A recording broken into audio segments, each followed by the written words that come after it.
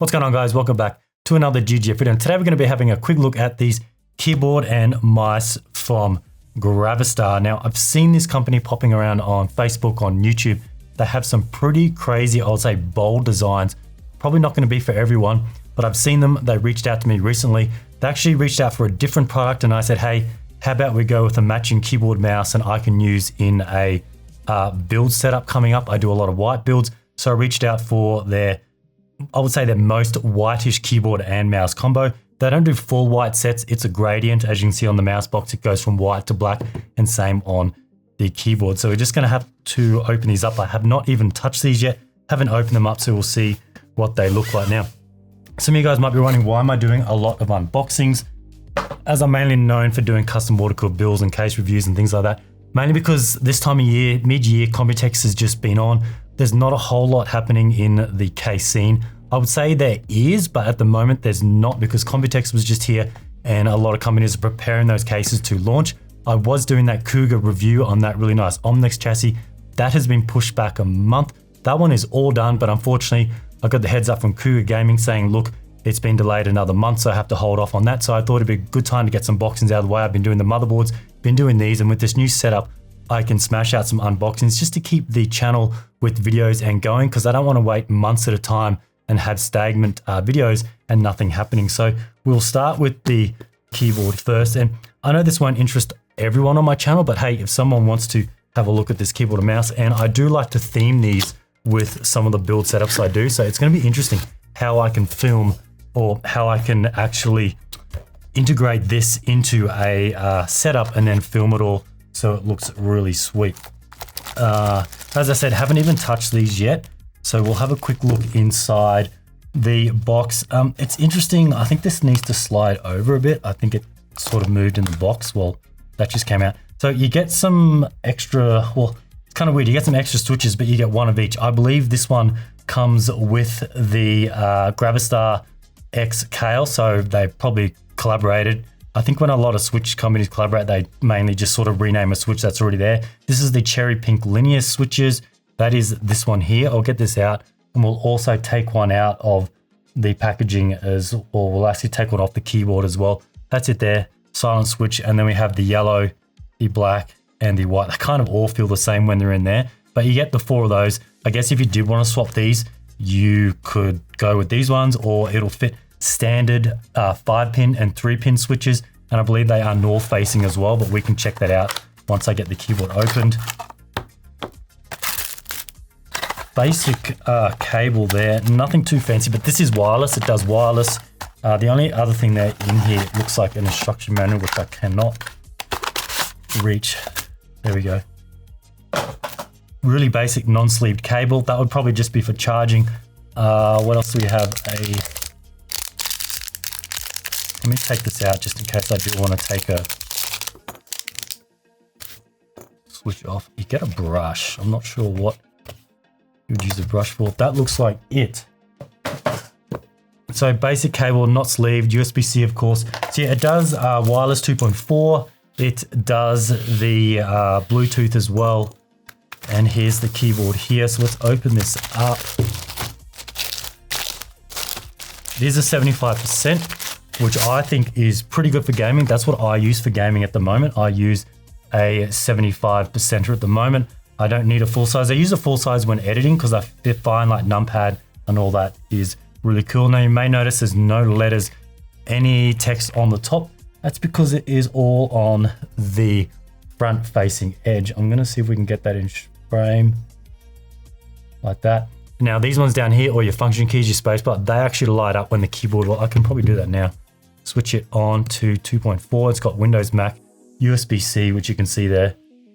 And see, they come alive once they are lit, which is pretty cool. And I believe there are 2 lighting zones, which I would probably say the front here, this is probably overexposed. The front here and around the sides can all be lit up. And then you've got the keys as well, which is on the actual side. I actually like that aesthetic on the top, not having to see the keys, but I can definitely see them from my angle because I'm looking down like this. But if I rotate it up, that's kind of the angle I'm looking onto. I will throw the software on once I get the mouse unboxed as well, and we can have a quick look at that, see what it's like. The main aesthetic, it's, as I said earlier, it's not going to appeal for everyone. This is actually all They say it's a alloy material. I would probably say, or a magnesium alloy. I think somewhere I saw it is aluminum. I would say it's mainly aluminum, but at first I thought it was plastic. So this keyboard is quite heavy. Obviously plastic is going to be, I would say, lighter than this, but it gives you that nice premium feel that it's not just plastic. I think the plastic is on the bottom, and it does have a pretty crazy design on the bottom as well. We have the dongle here, which I'll take out. I always like devices where the dongle can be held with the keyboard or mouse, which is always nice. So I mentioned the switches. The ones that are here are the pink. Let me pull off a cap that's going to be easiest. Spacebar. Not the spacebar, I don't know why I said that. The escape. So yeah, it's come with that pink switch, which I mentioned earlier. I couldn't see any different varieties. It just seemed to be the pink for this one. 40 grams of force, 1.5 millimeters of pre-travel, and 3.5 millimeters of travel. And the keycaps are PBT and has the front facing font. This is a gasket mounted design. It is 5-layer. I'll get a diagram. I'm not going to pull this all apart now. It's probably going to be a lot of screws on the bottom. It is 5-layer. I'll get a shot from their website, but it does have a bit of squishiness. Let's see if I can get that on film. It's going to be really hard, but definitely when you push down in certain areas, it is got a bit of a dampening feel. And over here, I'll take this off. I'm not sure what this is. It just looks like a little, it's not a screen or anything. It's just got their logo, and it's actually, as you can see, like a mirror, two-way mirror, and you can probably change the lighting on that. Volume knob on the top right. I'm not sure if glossy was probably or chromed glossy was the right way to go. Maybe a matte color, but obviously push it down, it mutes, and then volume up and down for that. Now for battery, it's an 8,000 milliamp, which is pretty insane for a keyboard on this size. And they say you can get up to 470 hours. That will depend on the lighting effects. Obviously, you can see now it's actually got a pretty aggressive turn off mode at the moment. As soon as I press something, within a very short time, it is turning the lights off and probably, I wouldn't say going to sleep, but it's going to be saving the battery life for there. Now this one comes in a range of colors. I obviously wanted to go with the white for my white setups, but they do a lot more as well. Looking at the mouse, but as I said earlier, they don't do a full set of pure white, which is a bit of a shame. I think they should probably try and do that, and that would probably cater to those people who like the full white setup as well. The only negative thing I would probably say on this is this GravaStar logo here. Like, I wouldn't say it's the ugliest, but it's just sticking right out there. You got this nice white frame. Maybe if it was like a light gray, that would kind of blend in a little bit better, but at the moment it's just sticking right out in front there, and I say that's just a little bit too bold for me. All right, inside the mouse box. So this here is basically a C to A adapter if you want to use that, if you want to extend it. Instead of running this into the back of your PC for the dongle, a lot of mice do this. You can run the included cable into the back here. You can stick this in there, and that can sit like maybe under your monitor, and then you've got the wireless connectivity right there closer, and it's going to be obviously going to be a bit better than running it to the back of your PC.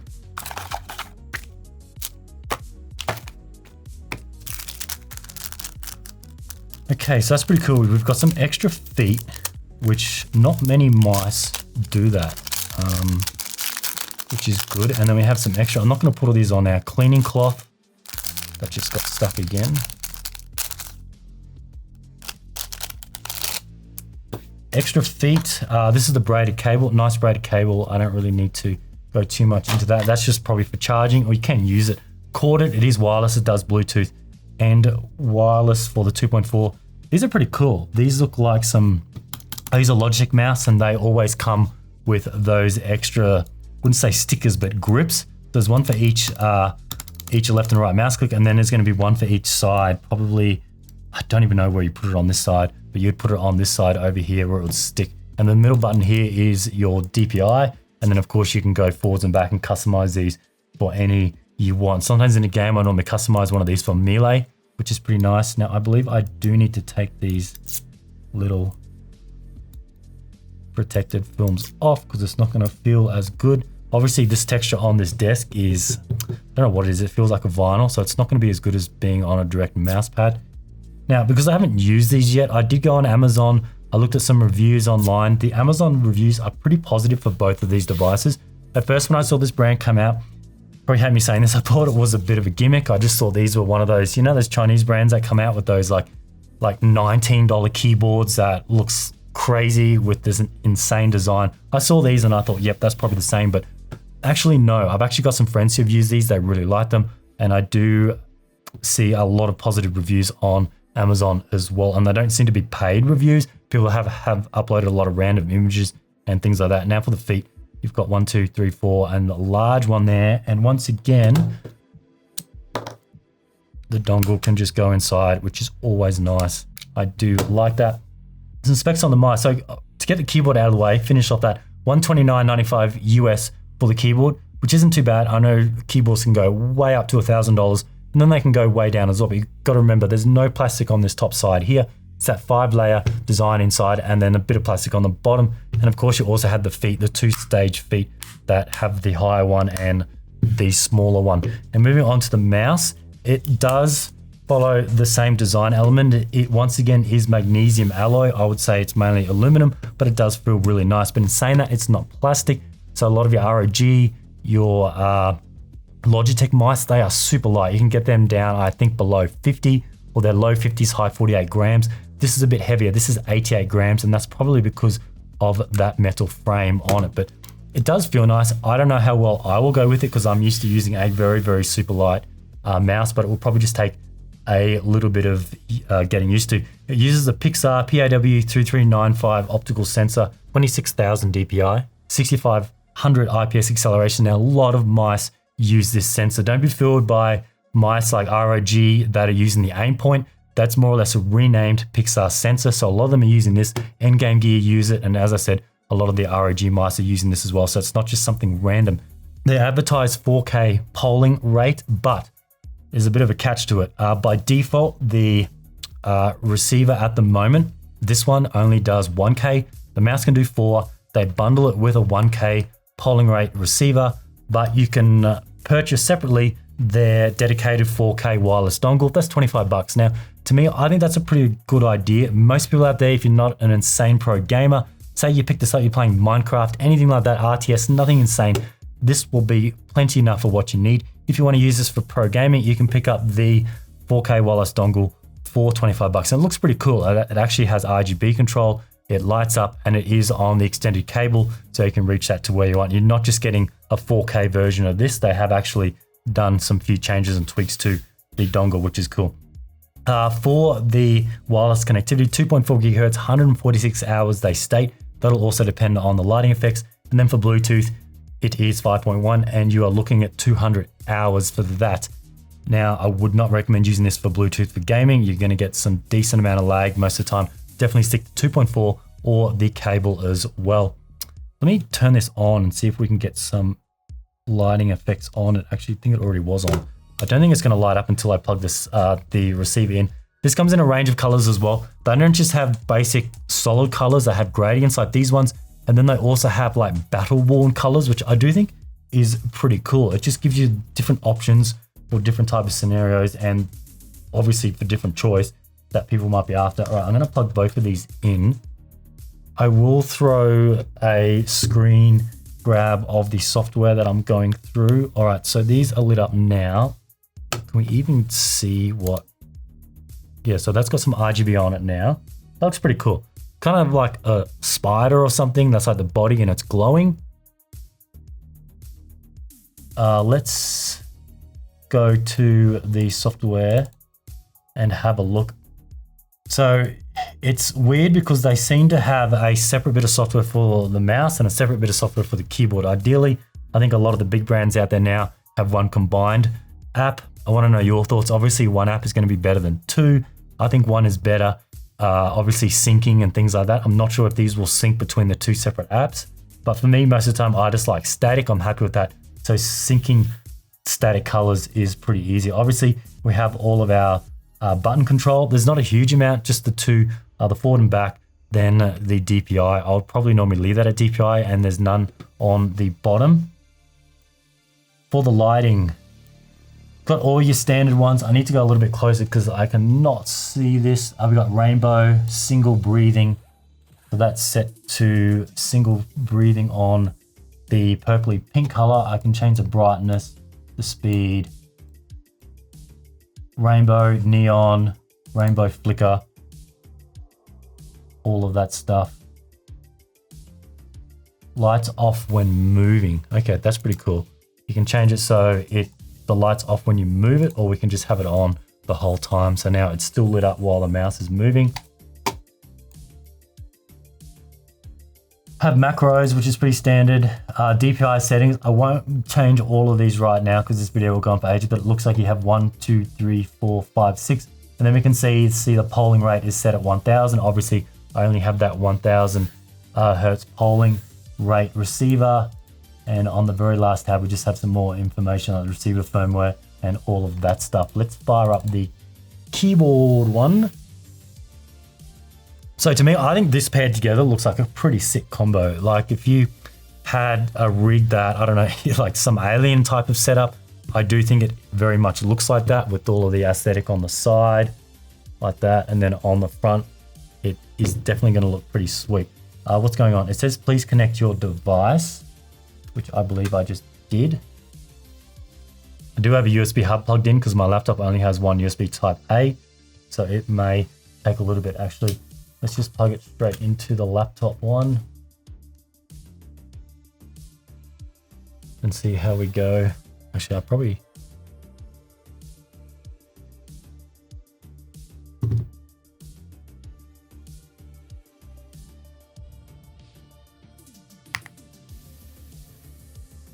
All right, that finally came out. That took a bit longer than I expected, but that is up. That is a crazy looking interface.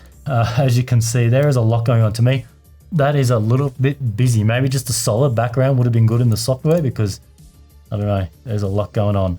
So let's start at the top. Global device info, software version, blah, blah, blah. Language, startup, you can auto run. Probably do want it to auto run on startup. Depends how much resources this is going to take. Tap sensitivity, sleep, all right. Let's go down to key assignment, all this. When I normally have a keyboard like this, 75%, I normally leave everything as default. It's a gaming keyboard to me. I don't really have any macro set on the mouse. And in saying that, there's really no extra buttons like G keys or anything on this 75% anyway. Got some buttons for the mouse, which is weird because this is the keyboard software. I'm assuming you can bind the mouse click to a... Yep, okay. So you can bind a mouse button to one of the keyboard switches, which is kind of weird. I don't know about that. Can I reset that? I'll sort that out later. Moving down to RGB control. Let's go to steady mode. That's just slowly going through like that. I want to see where the dual zones were for this. All right, so I just had to pause for a second, look in the software because it looks like there's no way to control, they call the ambient lighting, which is around the, not the back, each side. You can see the front and then on the other side. So I looked in the manual to change that via the keyboard. You do the FN exclamation mark. I'll get a shot on that. And you can also change the brightness on that. You can change that off. But for the life of me, I went through the whole software. It's weird. They got two lighting modes in the software. One is for a rhythm, for a obviously music detection. It will change all of that.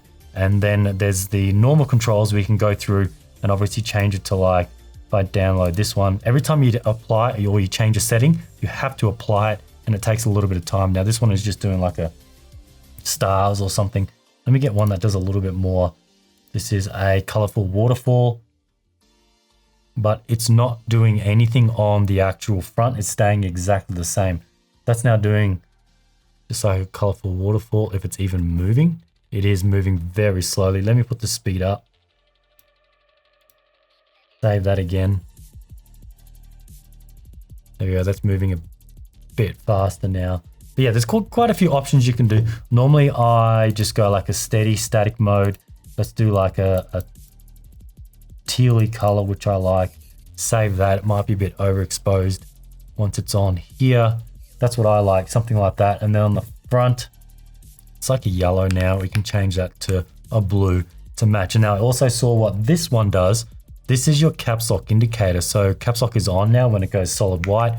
when it goes to the RGB glowing, it is off for caps lock, but you can disable that completely by doing FN and caps lock, and now that has turned that off. So that's just something nifty they've added. I'm not sure if everyone will like that, and turn it on, FN and caps lock, and away you go. Let's see what else there is. Macros on the keyboard, but I must admit this interface is so overwhelming when you go to it. There's so much going on. Half the time I don't know where to click when you're doing the RGB controls. I want to know your thoughts. Is it a little bit busy? Like, everything seems to work fine for the music mode. It says up the top, the keyboard light changes with the rhythm of the system sound. So I can turn that on, and now obviously I'm not playing anything yet. It would change on the different type of mode I select, but let's change that off. I probably wouldn't use that. I would just go with a static option like this.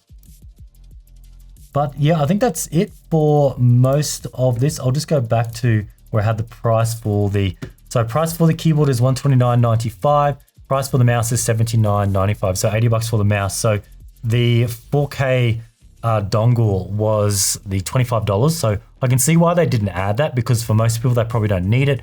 If they added it, it would have made it roughly $100. And I think the difference between the 75 then going to 100 is moving the mouse into that other type of category. But I think it's a good option that they just went with the default 1K. Maybe if they could do 2K, if that's an option, but definitely the 1K I think would be enough. But anyway, I want to know your thoughts. I will no doubt use these in an upcoming build. I'm just trying to think what type of case I could pair this with, some other gear to make it look really funky. Like, I've already got the white Secret Lab desk here. I'd certainly have white monitors, some other gear to go along with it. But anyway, I want to thank GravaStar for sending this out to check out. I want to thank you guys for watching, and we'll see you in the next one.